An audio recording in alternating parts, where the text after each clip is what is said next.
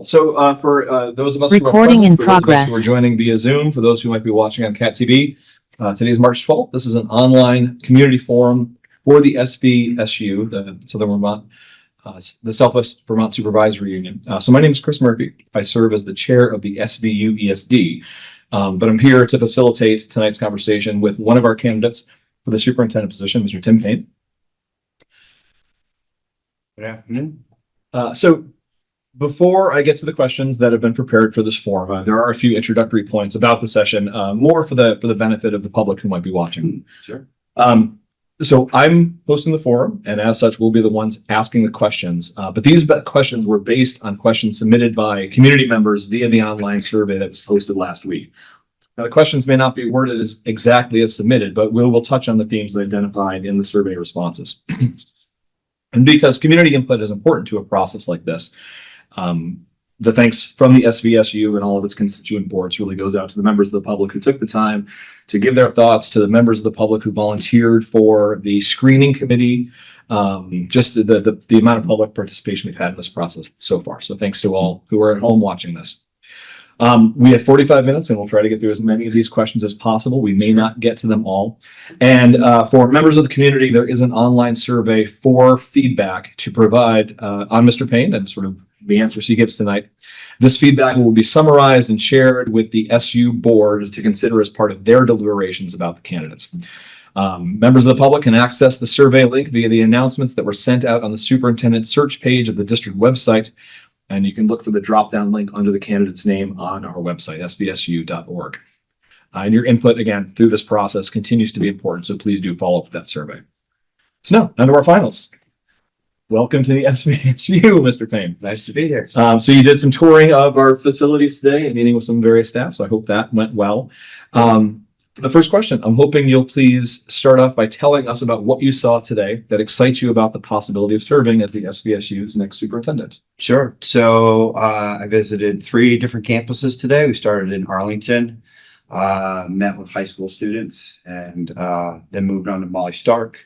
Took a tour, visited with lots of classrooms with much smaller people, and then finished at the middle school where I met with another group of students. So it was interesting. They had great questions. I mean, I got grilled 2 future journalism majors in the Arlington as identified by the students. One of them asked a question like, what would be one of the first things you do if you were a superintendent? And I thought it was an interesting question because what we talked about was all the interesting and fun things that they're doing in school. I mean, the Arlington students were very clear. Look, we love our school. We love the community support. People come out for our games. They come out for our performances. We know the community is really behind us. Molly Stark kids, I like coming here, Mr. Payne, because there's at least one adult who I really like, and they can name it. They can go right down the list of adults that they really enjoy. And middle schoolers talked about, hey, I can join. I'm a member of this club. I can play on this team. My teachers know me well. I like meeting new kids coming here from where I might have gone before. And I think that's all good stuff that we just take for granted. I mean, that's just school, right? You just go in, you do the best for kids. You are a supportive community. But what I think we could do more of as we go forward is talk about that in all the venues that you and I are. Hannaford buying bananas, or Home Depot, or going to the Rotary, or going before the select board and talking about, hey, public schools in this community are doing a really good job. I mean, a kid went to Harvard last year from MAU. Lots of communities brag about that, lots of communities. And I feel that we have like we have a very humble approach to it. And we don't talk about, we're doing some really great things in school. And I think that would help our community feel, I've stepped back. The community already supports us. They consistently support budgets. They support our schools, but give grandma and grandpa, give your parents something to brag about, like, hey, my kid goes to that school, and communicate that to a greater community, I think is a big deal. Great. You touched on it with the student going to Harvard, and there are, of course, other examples of students achieving at a high academic level. That's one of the areas that the community has said they'd like to hear more of your thoughts on. So there are a few questions about that theme specifically. Can you please tell us about your experiences leading initiatives to improve student academic achievement? Sure. So, I'll pick a recent one, and bear with me for just a little bit. But so coming out, I've been at the high school, Mount Anthony High School, for 4 years, and we're all coming out of COVID, and we're all kind of getting kids back up to pace, uh, getting them back into school and achieving and things like that. And what we really found was at the high school, in my situation, I think other schools too, is all the adults have a piece of a picture of a kid. Mhm. And so we really focused on, all right, so kids who don't see a lot of success in school, you know, they don't like to attend, they don't find classes that they engage in. What can we do? And what I observed was you have lots and lots of different efforts to get kids engaged, get parents to engage, but we weren't really talking to each other consistently. So middle school has this, I'm sure other schools as well. The high school this year, we started a student support team. And so we meet weekly and we keep a running list of kids that we talk about. The biggest surprise for me out of that simple exercise of keeping sacred 1 hour, talking about specifically with an agenda, not getting bogged down in the details, is you get a better picture of what's going on. You make a plan. And probably the biggest revelation is you come back in a period of time of 1 to 2 weeks. What do we get done? That didn't work. Okay, what's the next step? Okay. And what I found is that we do a better job of supporting kids. You don't get, 850 kids can be challenging at times. And I imagine smaller schools, smaller scale for staff, you can lose kids. And what I think that I would focus on is continuing to make sure that every kid in a building has at least a group of adults who knows what's going on in their life. What's a kid aspire to do? I want to graduate from school. I'm going to be the first in my family to go to college. I want to graduate. I want to go be an electrician in my family's business. Whatever a kid's dream, someone should know that in a building. And then from there, what's going on? What's their aspirations? You spend your time on what I think is a core mission of the school is getting a kid to that spot.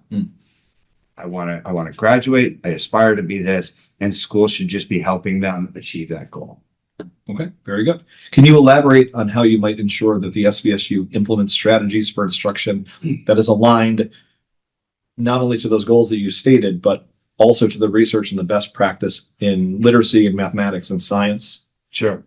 So the district's already done quite a bit of work, and I credit Laura Boudreau, who will be leaving us at the end of June, and her team of the data people and curriculum coaches, and Melissa Senecal's piece in that as our director. Basic things like asking the question in literacy, what are we offering now? Is it effective? Are we actually measuring what's going on? It's a long process, but we sat in a meeting in this space within the last month, and Laura and the team came out and said, hey, look, you're making gains in reading scores, cross grade levels, which is great. There's similar data in math, the commitment by the district to things like All Learners Network to get teachers to think about approaching it differently. We just had a conversation at the high school this week. We're talking about every kid should have algebra the first year. That's a pretty bold statement for a ninth grader. Everybody's in algebra, but there's real science behind that. And the middle school and the elementary schools are leading the way. And so it makes sense that as a superintendent, you support, I think, a specific set of interventions and curriculum initiatives, and then make sure the whole group is following that. And it's not a criticism. I think it's a large district. I think what we knew 10 years ago is everybody was trying their best, but we were trying lots of different things, and that's not helpful for kids who travel through multiple buildings as they go from a kindergartner to receiving their diploma in the high school. So I think a superintendent, a main responsibility is to ask the question, what are we doing? Is this making sense for us? Yes, it is. Then get out of the way and let people do their work. If it's not, give people the support and the time to go back and say, all right, this isn't doing what we want to do. Let's change gears. Let's look at seeing what the science tells us, what the standards are telling us. This is what we need to do. Okay, very good. What ideas do you have about the ways that the SVSU can ensure equitable opportunities for all students, including those with disabilities?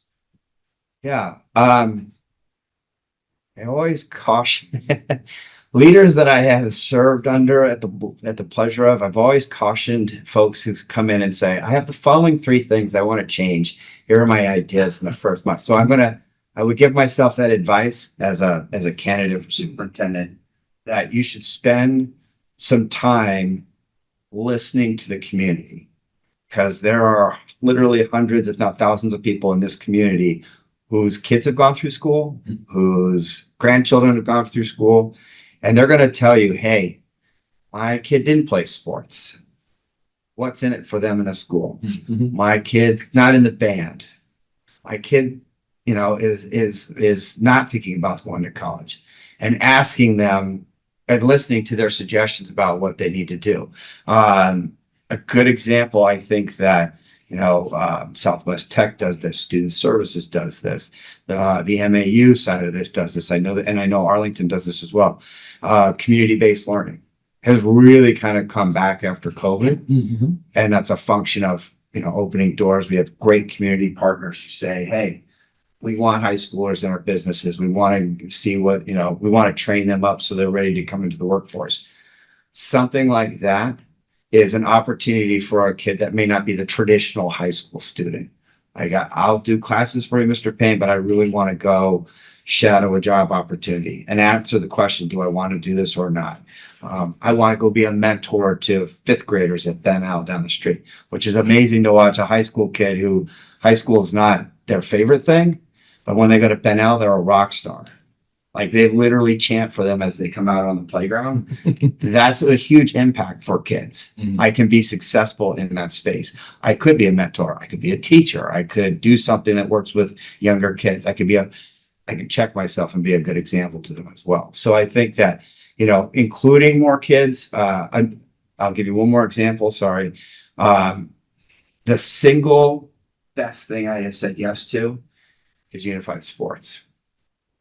Very first game I attended as a principal, parent leaned across and said, we need to have unified basketball.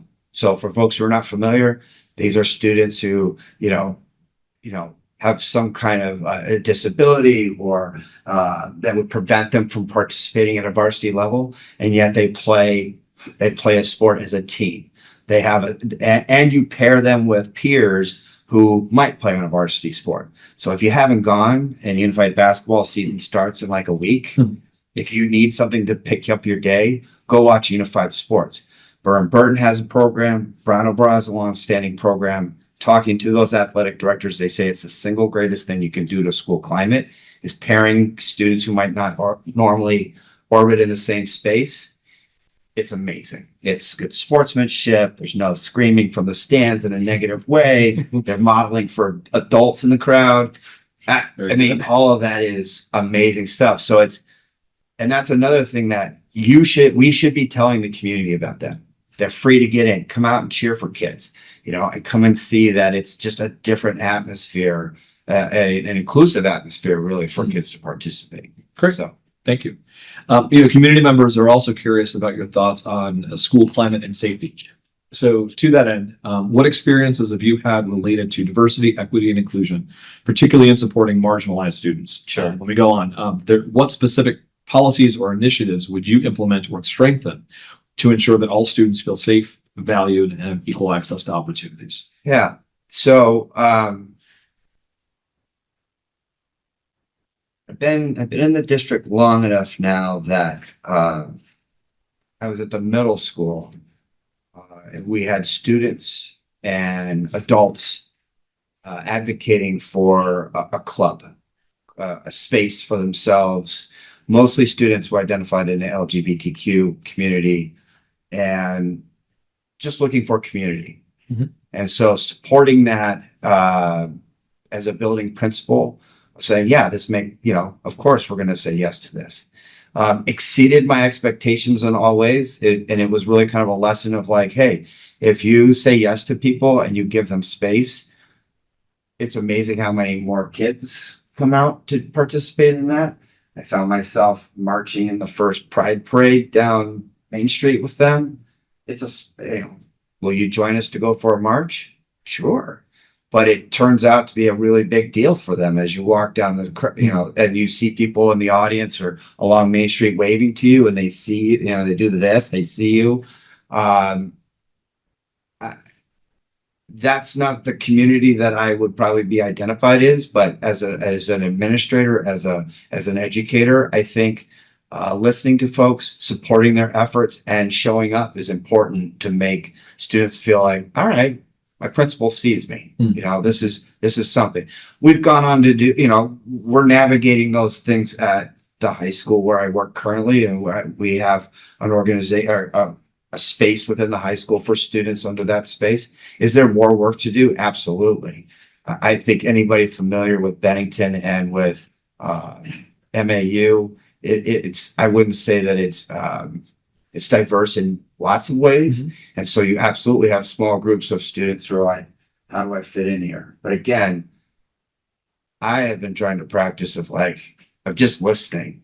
Don't even ask the question, just listen. Because a lot of times students will seek you out and say, hey, here's my observation. This is what I'm seeing. You have to listen. You have to take that in and see what you can support. Great. Some adults in the school system and community are not feeling safe and respected or valued. What role might the superintendent play in supporting all members of our community? And what steps might you take for making staff feel safe and valued? Yeah, and I think this is a consideration for 2025. As I know who I am and how I walk through the world, but recognizing that not everybody shares that experience. And so it's a very pressing question, as I have members of both staff and the student body that 2025 feels not. They're not having the same experience as I am. I do better with person-to-person conversations. I check on folks when I can. I invite people to come and talk to me. I've always told folks you can come into my office and close the door and be as candid as you want to be. Sometimes that gets very candid and pointy, and I think that's part of the role of being an administrator, recognizing that you've got to sit there and you've got to hear feedback, because some of it's not going to be positive. It's not going to be a positive reflection on what's going on in your current building. So the other thing, I think there is value in the courage to step up and say, that's not what we do at this school. And that, I think you can say that and not get involved in the greater, the greater national conversation. I can just say, no, this is, lots of folks here. That's not what we do. We try to be respectful and supportive of all students and staff who walk in the building. So I think that saying that frequently and saying that loudly, that folks understand that, oh, I can go talk to that person if I'm not feeling that this is a safe and welcoming place for me. Okay, great. The SVSU used to have school resource officers and now has security guards, campus safety officers. There are differing opinions in the community about the best way to support students and school safety. So what steps might you take to understand the current state of student safety and plan for improvements?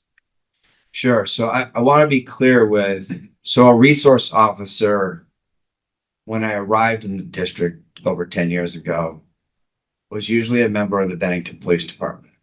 And I must say the officers who I worked with at the middle school were always kid first, very much a resource in the building and not used as you either behave yourself or you're walking out of the building with a police officer. That was never the intention, and that was never the utilization. So now I work at the high school, and we have, student support staff that are, they're walking around the hallways, interacting with kids. I would say it's one of the most under-touted resources we have in the building. Why? Because one, they're not police officers. I benefit from having 3 of them on campus and an additional one on East Campus. They know kids really well. They're an excellent source of hey, I know what's going on at home or outside of school and why this student in particular is struggling on this day. They're extremely good at de-escalating situations. They're extremely good at listening to kids. They're far cooler than I am. You know, the number of kids who walk by and high five them and ask them if they watched the basketball game. Those are all skills and resources that you can't underestimate in a school. Mhm. Like, I can go to any one of them and say, hey, I got this concern. Here you go, Mr. Payne. It's 1, 2, 3. This is what you got to know about the situation.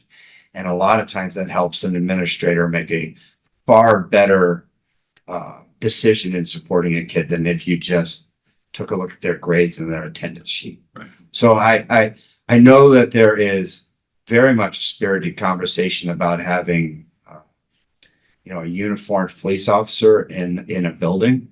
I'm aware of that discussion. I just want to be clear with folks that I do have members of the Bennington Police Department that visit us. Gracie Canine would visit us, hugely popular. We miss. Gracie is still missed, but the staff that I'm interacting more consistently with are MAU staff with a clear role of they're freely moving through the building. They're supporting kids who are in need of help. They interact a lot with students who occasionally have a cell phone on them, but they do it in an appropriate fashion. You know, they're not disciplinarians. That's an administrator's role. I just think I really appreciate the fact that our community supports having them in the building, and they're a huge resource for us. Okay, very good. Moving on to our third theme, which relates to communities and families. So please tell us what strategies you might use to strengthen communication between schools and families within our community. Sure. So I think there's a lot of value in just being present. You know, show up to a parade, go to a picnic, attend a game. My goal every year as a high school principal is to go to at least one match or game for every varsity sport in the high school. Go to every single play. I'm not the loudest fan. I'm not the craziest fan, but it's very interesting on how many of your students recognize that you showed up, or families recognize that you show up. So I think being present. I do a lot of business in Home Depot in the paint aisle. You know, I'm there. Hey, Mr. A lot of our kids are working in businesses, so they see you all over the place. And I got a question for you. Who do I go see? I got this concern. Families do it too. And I think it's valuable. Yes. Do I occasionally get pointy feedback in the aisle? Absolutely. But I recognize my position in the world. I think that also communicating with families, I think you got to continually come back to people and say, if you have a question, if you need help, this is how you do it. A phone number, the desk at the high school is a great place to start. But if you don't know how to navigate to, I have a question about an application for scholarship that my kid had. I'm trying to connect with a clinician. You know, the nurse's office said, I need to follow up with them. Making that really clear for families in every building is a good step. And I think we do that, but I get feedback. Hey, your website, if it had this, would be helpful. So I think being clear with the community about where you go for information, take their feedback, update it consistently. I think the last thing in that, I certainly have learned it only in the last couple of years, we'll continually get improved with it, is that reporting out. And the example is this: we ask families, we ask staff to take surveys, input, questionnaires. I think it needs to be in a more systematic way that we come back and say, oh, we asked you for this survey. We asked you to participate in this. This was the result.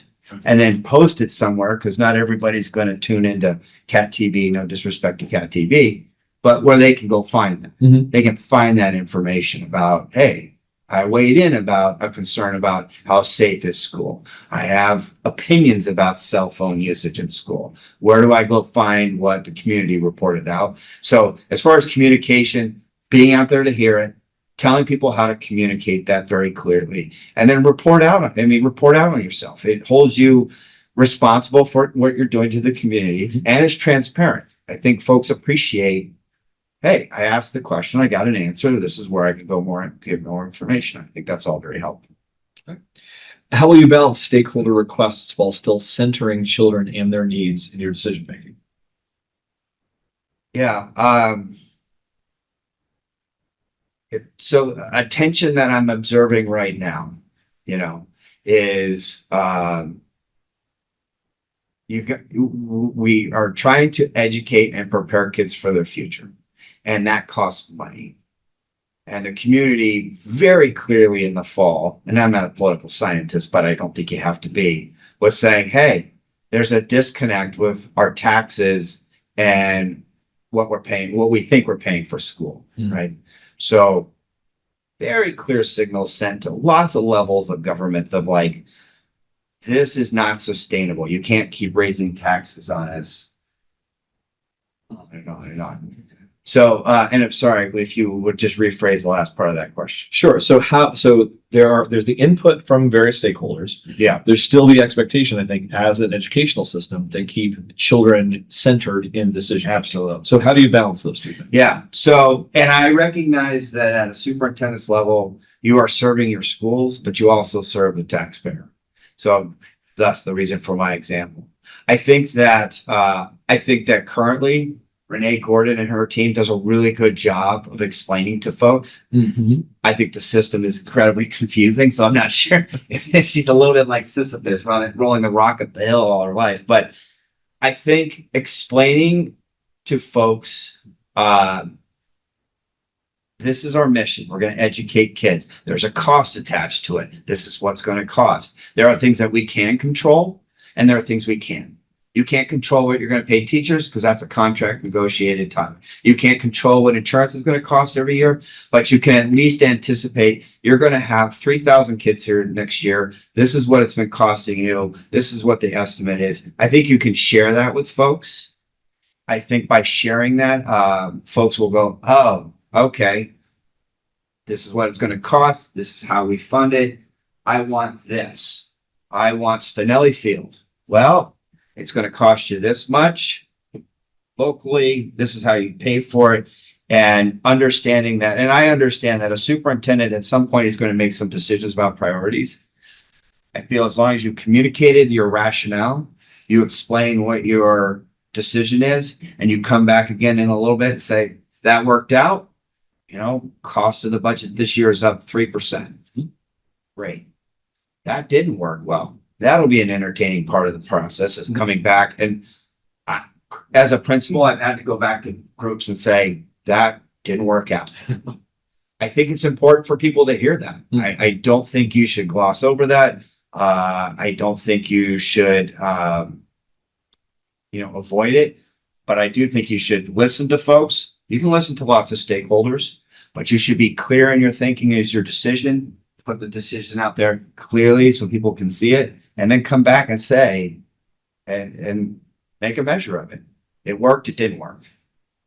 Hopefully the next superintendent is having more of these, it worked, and less, I'm not saying that, you want to have a balance of, you want to have a surplus of good decisions, but I think you should be clear with folks about how you're making decisions. Okay, very good. What experiences have you had that have prepared you to help the SVSU try to limit budget and property tax increases? Sure. So, my experience at MAU is that building principals have a very active part in drafting the budget. Superintendent that I have served has always been very supportive of what do you need. So, as a building principal, I always look at enrollment. What's my enrollment going to be forward? I'm aware of teachers retiring. I'm aware of teachers who might be leaving us. So that's, questions about hiring. I'm aware if the roof is 5 years from having to be replaced. I'm aware of the fact that, textbooks are outdated. I think if you're aware of that, working closely with a really good financial team like Renee runs, she can say, all right, Tim, look, this is the temperature in the district. It's feeling a little heavy. You make those decisions. I have a retiree this year. I'm not going to fill that position. Close conversation with the middle school. That helps me, Tim, because then I can make a decision. I need to request more resources. So being aware of your situation, collaborating with others, because it is a my budget impacts Chris's budget at the middle, Chris McGuire's budget at the middle school. And then, getting in front of a school board and saying, hey, this is the reason why I feel like it is. Again, my experience with MAU has been a very positive one. And I just, for giggles, I went back and looked at 10 years of increases for the MAU budget, which is the one I will be clear with folks. I have been working with an MAU budget for the last 13 years. Not an SVSU.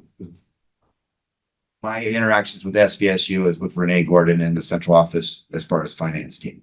But you look at 10 years of budget increases and it's pretty amazing.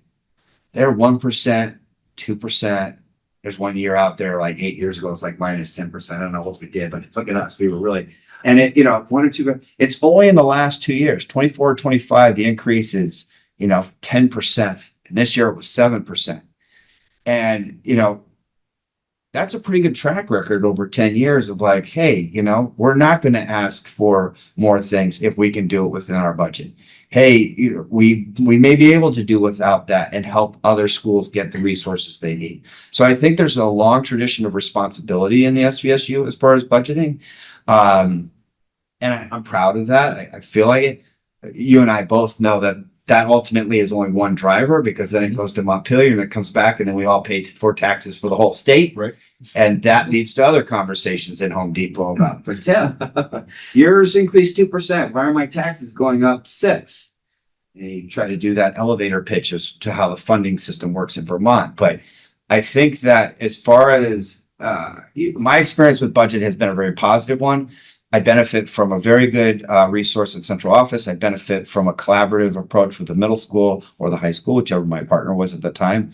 And I think long-term, just knowing your student enrollment, knowing your staffing, and knowing what you added or subtracted infrastructure-wise is helpful over time. And I think that helps give that. I think what folks are looking for is, I'd like a little more consistency, Tim. I'd rather not see my taxes do well, maybe this over, the next 3 or 4 years. Okay, very good. So we're going to move into our final theme. I would just ask Director Galt, if you could just give us the 5-minute high sign when we're closing in, please. Thank you. So lastly, community members would like to learn more about your leadership style and vision. So how will you establish a leadership presence in the schools and communities of the SVSU? So 2 things, 2 considerations. I don't know how many people have read the proposed legislation for educational reform in Vermont. It's 175 pages. If you have trouble sleeping, I encourage you to jump right in. But buried in that legislation is an idea that I've seen before. And so it's a school advisory committee. Now that's been past practice in Massachusetts for over 20 years. So when I worked in Massachusetts, it was required by law. So as an advisory committee is parents, community, students. And in statute in Massachusetts, it has a responsibility of reviewing your improvement plan as a school and has inputs on budget. So I found it to be a very useful exercise in Massachusetts. It really kind of helped, gives you feedback directly from students.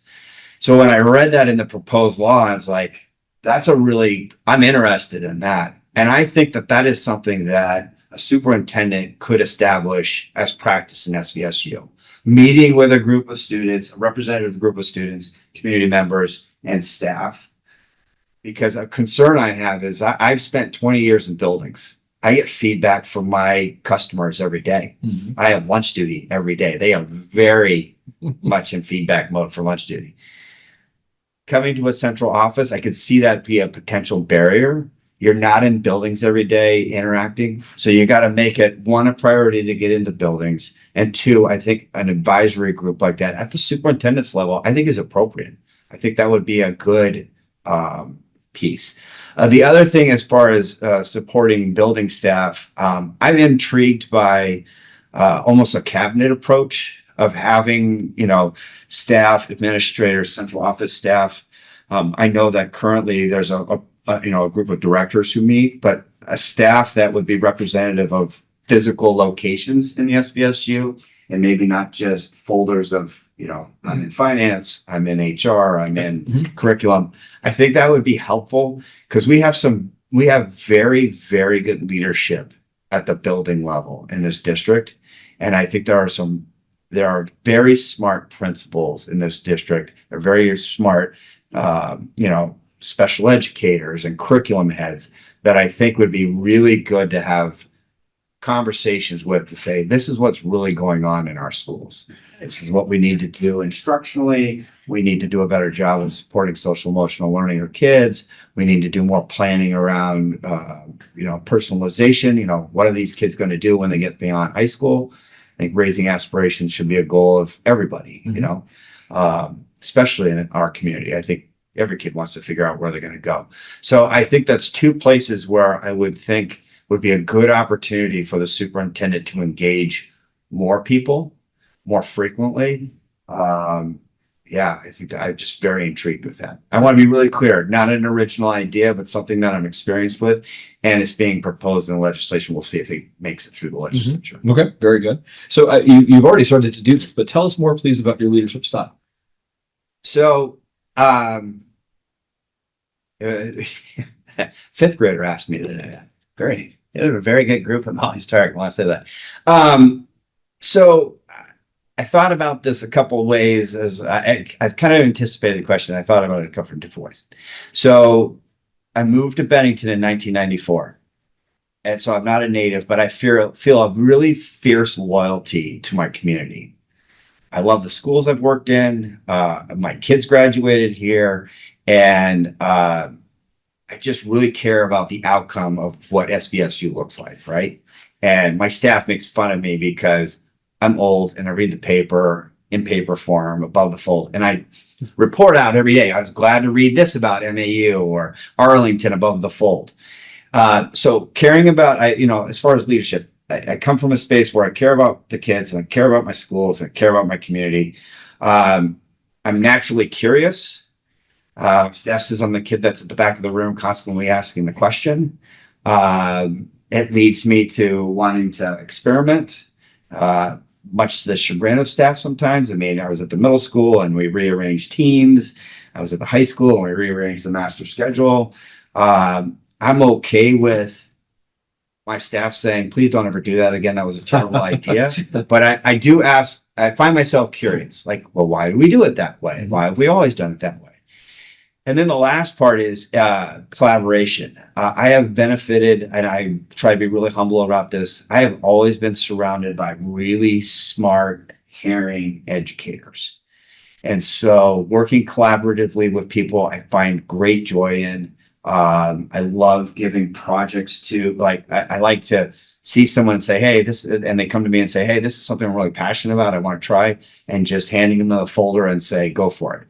And I'm continually impressed with people coming back and doing way more than I ever anticipated. So the collaboration part just continually has rewards for me as far as a leader. And, and if you're going to collaborate, stay the heck out of their way. You can ask for feedback. You can ask for them to report out how they're doing, but trust them that they're going to they're coming from a space where they too care about the community. They want to, they're curious about solving the problem, and you're going to move forward. Okay, very good. Please describe the role and relationship you'd like to establish between the superintendent's office and the school and staff of the SVSU. Yeah. I think I would use a similar blueprint to community. So one, being out among staff. I mean, I was only in 3 buildings today. I interacted with maybe a dozen adults. None of them struggled to come up and introduce themselves and give me some input. Okay. Right. Clearly identified as a candidate. So I think, so it's similar to the community, be present, go out and see them in their natural setting of a school. I think, be really clear about, hey, if you have a concern about this, or you would like to participate in that, this is where it can happen. One-stop shopping, and repeated constantly, because I think that everybody has good intentions in September, and we file it away on a website, put it in a newsletter, and we don't revisit it. But constantly telling people, hey, if you need help with this, you have a concern with this, you're looking to participate in that, communicating that constantly. And then feedback. You're gonna have to be brave enough to stand in front of some faculties and say, how am I doing? Mhm. And I have found the staffs that I have worked with, I've had the benefit of working with in the SVSU, have always been professional and polite about it. Do they light me up occasionally? Absolutely. But I think they appreciate you staying motionless for a little bit, listening to them closely, and taking the feedback. Okay. So that's how I would approach that. Very good. So we have about 3.5 minutes left. So I'll fire off the last question and then we'll let you wrap things up within that time frame. Yeah. So what do you see as it's a nice, easy question. What do you see as the critical challenges that our students face now and must be prepared for in the future? Oh, and we covered a ton of them today. So a couple of things. I think trying to figure out what you want to be in life, right? I think that is, I don't know if there's a solution for that, but I think we can do a lot of work in there talking to kids about what are you interested in? What do you aspire to be? I always tell students, I went to college to be an aerospace engineer. Clearly that did not work out for me, right? And I should have had multiple conversations with adults before that. But getting kids to see themselves in a spot maybe higher than what they're currently seeing, I think is a good goal. And that's a mindset for students to be thinking about that. I think it's important to give them the skills that, might be in any number of classes but can you work with other people? Can you organize your thoughts? Can you have a spirited conversation and not end up yelling at each other? Thank you, Facebook. And I think we talked about the students from Arlington. We got into a conversation about AI, and we talked about how that's going to be a skill that employers just assume you know what to do with, and yet the English teacher who walked me around, we had a great side conversation of like, yeah, it can be helpful, but I got to give them the tools still to know what's true and what's not true, what's misinformation, what's propaganda.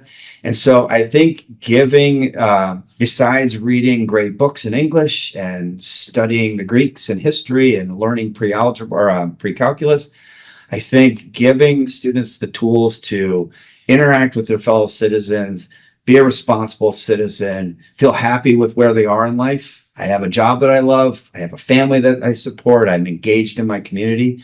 All of those are skills that are probably a little bit harder to put into one bucket and say, that's what we do. However, having said that, at Mount Anthony, you have Portrait of a Graduate, which clearly says these are the skills we're looking for.